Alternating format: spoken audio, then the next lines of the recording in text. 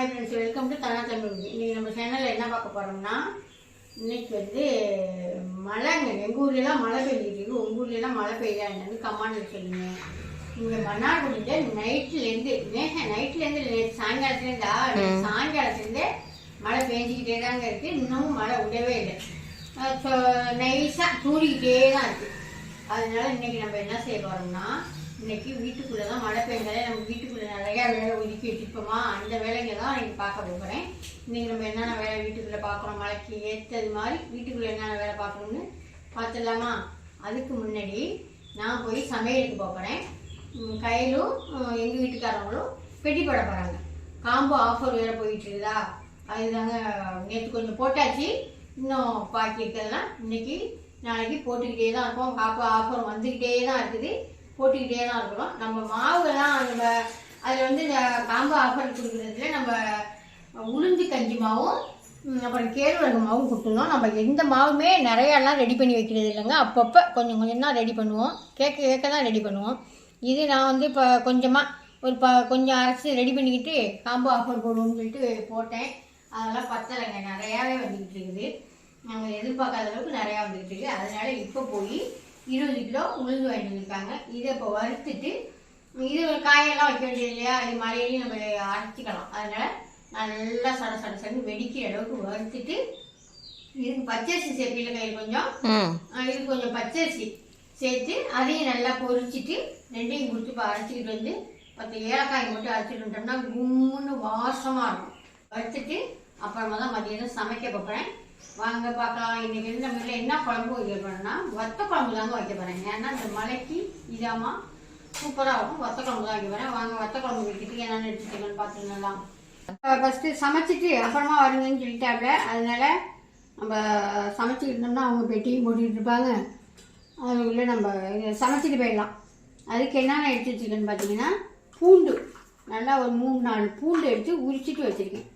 சின்ன வெங்காயம் உரிச்சிட்டு அது ஒரு 100 கிராமுக்கு, பூண்டு ஒரு 100 கிராமுக்கு ரெண்டும் உரிச்சிட்டு வச்சுருக்கிறேன். ஒரே ஒரு தக்காளி தான் எடுத்து வச்சுருக்கேன்.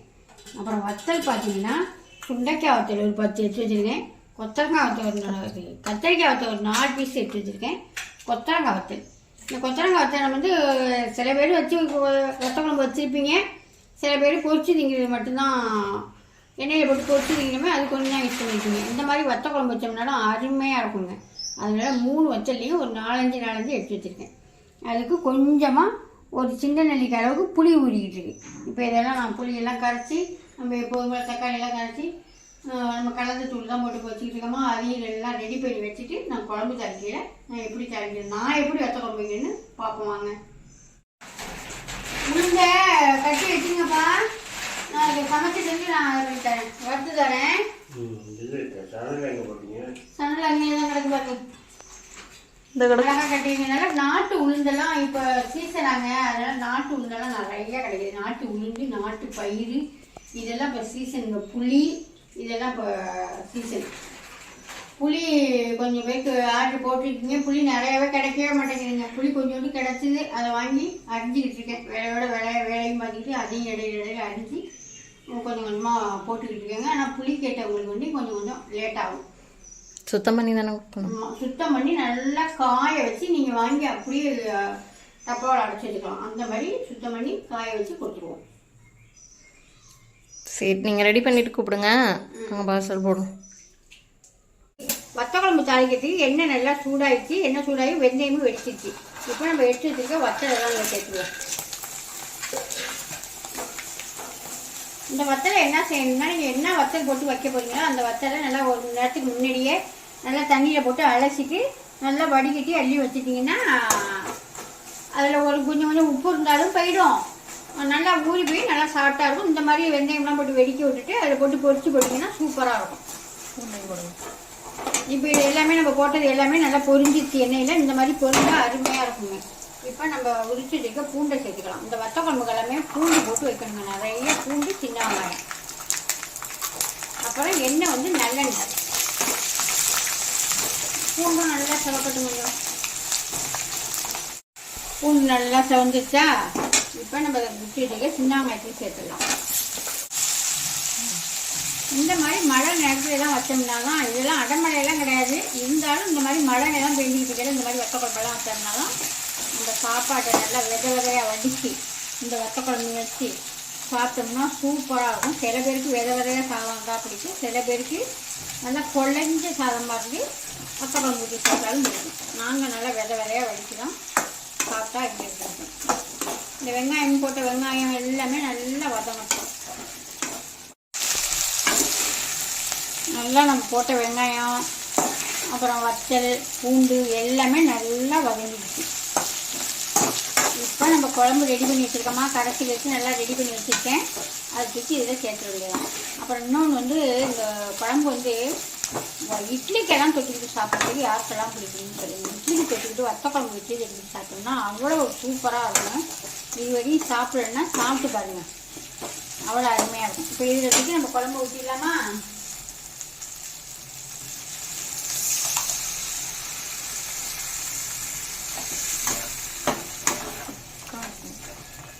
கொஞ்சம் தண்ணி ஊற்றிக்கும். அவ்வளோதான். இதுக்கு வந்து வேறு தொட்டுக்க வந்து என்னென்னா ஒரு அப்பளம் பொறிச்சிக்கிட்டு தொட்டுக்கிட்டு சாப்பிட்டோம்னாலே அவ்வளோ சூப்பராக ஜம்முன்னு இருக்கும். இல்லைன்னா பருப்பு வச்சு வறுத்து வச்சு சுவையில் வச்சோம்னாலும் அதுவும் அருமையாக இருக்கும். இல்லைன்னா ஒரு காய் ஏதாவது தாளித்த காய், நம்ம வீட்டில் தான் வத்தல் வடவும் அதெல்லாம் எல்லா வத்தல் வடவும் இருக்குங்களா, அந்த மாதிரி இருந்ததுனாலும் பொரிச்சு திட்டு சாப்பிட்டோம்னா அவ்வளோ அருமையாக இருக்குங்க.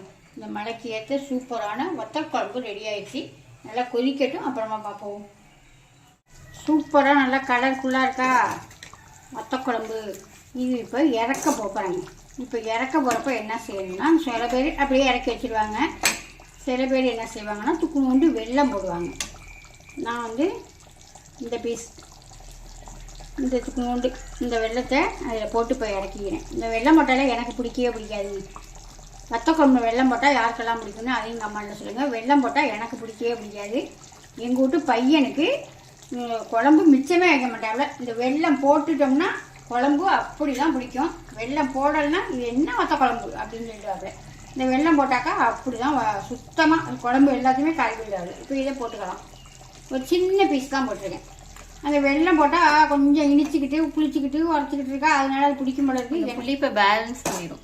ஆமாம், அது என்ன பண்ணுதோ கையிலுக்கெல்லாம் பிடிக்கும், எல்லாருக்குமே பிடிக்கும். எனக்கு ஒன்று இந்த வெல்லம் போட்டால் பிடிக்காது. அவ்வளோதாங்க, கொதிச்சு வரட்டும், அப்புறமா பார்க்கலாம்.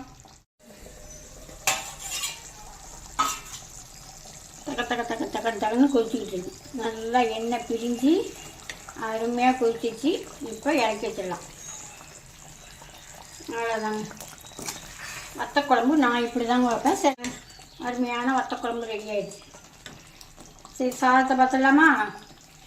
உலை காஞ்சிட்ருக்கு. உலை காஞ்சிக்கிட்டு இருக்கு.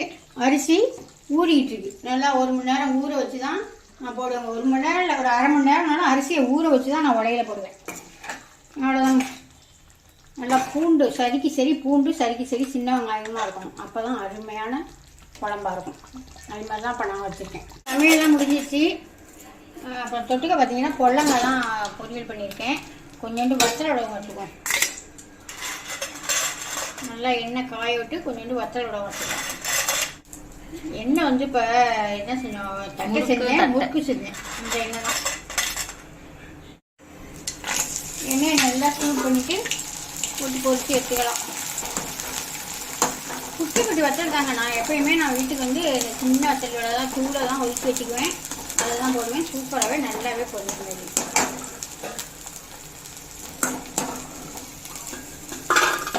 உடச்சி சாப்பிடாம அப்படியே எடுத்து சாப்பிடலாம். அவ்வளோதான்.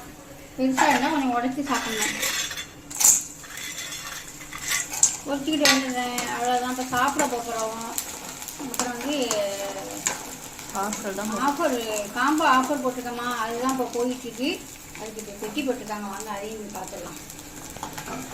இது என்னென்னு பார்த்தீங்கன்னா, இது நீட்டாக வச்சுருந்தாங்க. வேஸ்ட்டியை போட்டு கொட்டி வச்சுருக்கிறேன்.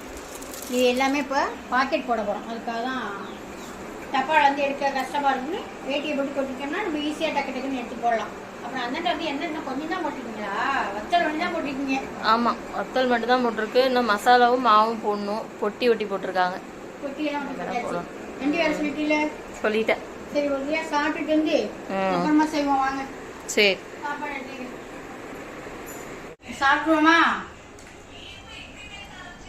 வத்த குழம்புனா இந்த மாதிரி கெட்டியாக இருக்கா, கொஞ்சமாக வச்சு சாப்பிட்டா அப்படியே சாதத்தை போட்டு சாதத்து மேலே வச்சோம்னா சாதத்து மேலே அப்படியே இருக்கணும். இதுதான் வத்த குழம்பு. சாப்பிட்டு பார்த்துக்கோங்க. அப்படியே பெரட்டின இது மாதிரி வச்சு சாதமே நீ குழம்பு வச்சுக்கோங்க. வத்த குழம்புக்கு ஏற்ற சாப்பாடா? எனக்கெல்லாம் குழஞ்சாதான் பிடிக்கும்.